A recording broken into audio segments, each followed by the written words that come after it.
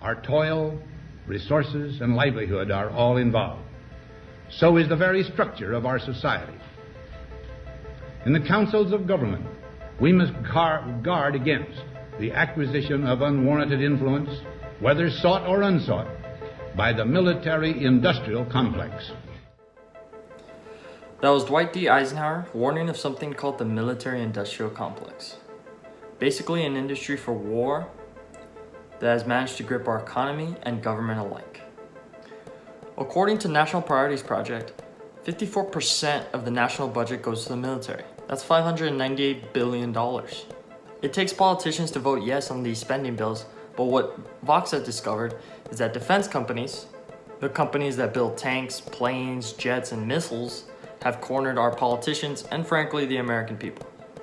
Now if we take a look at this picture, we can see that Lockheed Martin, one of these defense companies that benefits from military spending, has jobs all across the United States. According to the website Glassdoor, the average salary is $80,000, so these are good paying jobs. So if a politician votes no on the next spending bill, they'll take those jobs out of their district, making the politician look bad. Now this is where the military-industrial complex name comes in. The military-industrial complex has deep roots in the military, the economy, and the government. They all work off of each other in a sense. Lockheed Martin is especially interesting because they are responsible for the F-35, the newest fighter jet to replace all other fighter jets in the US Air Force. But the problem is the F-35 has been kind of a scam for the American people. The cost of the F-35 right now is $406 billion and it's still 7 years late and is not fully operational. Many are saying it's a disappointment.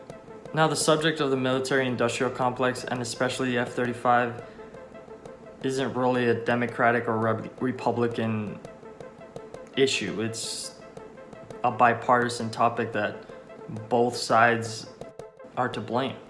Let's see what everyone's favorite Democrat has to say on the topic.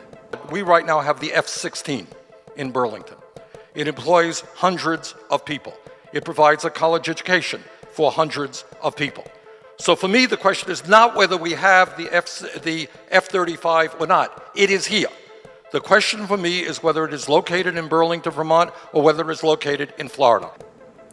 Now, many might point out that the idea that our economy needs war and high military spending to work properly and for many of our high-paying jobs to stay isn't really a problem.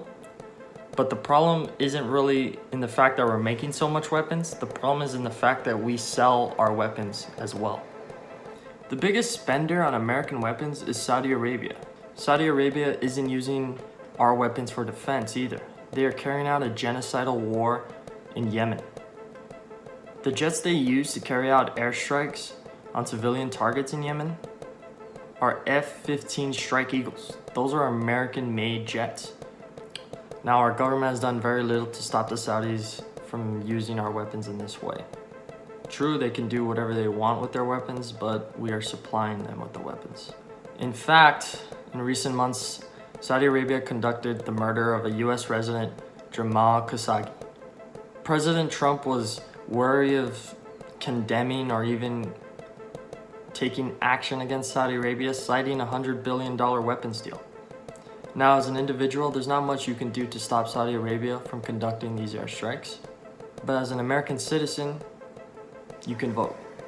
You may ask, how do you vote? How do we vote for the right politician?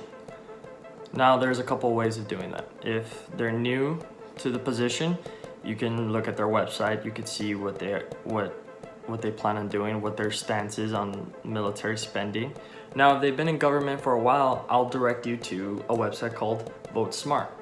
And it gives you information on what their voting record is. Now, a good example is everyone's favorite senator from Texas, Ted Cruz. He voted nay to get the US military out of Yemen entirely.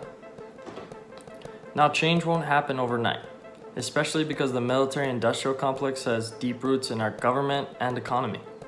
But the United States is still a republic, and if we want change, we can make it happen. I mean, instead of building missiles that will eventually land on somebody's house, we can build missiles that will go to Neptune or something.